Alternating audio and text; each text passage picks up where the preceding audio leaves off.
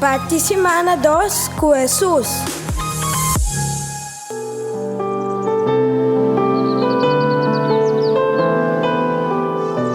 Nossa participação com Isaías 49, versículo 8, 9, 13 e 5. Senhor Tabisa, no momento não favorável, me escuta boa oração. Hora dia de liberação chega, me sale para ajudar.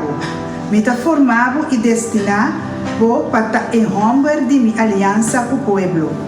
Me volve trazer prosperidade para o país e parte do país destruir de novo. Me visa prisioneiro não, bolso está livre e não viver em escuridade, sale para fora. E ora não da maneira trupa de carne, que come erva cante caminha e que terriba cabe serito seco, ainda arranha comida.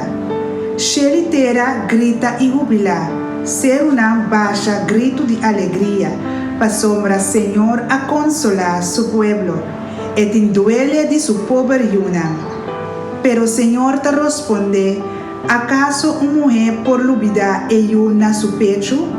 E porque das estima e de su mondongo? E se llega na lubide mes, a mim si nunca tahasie.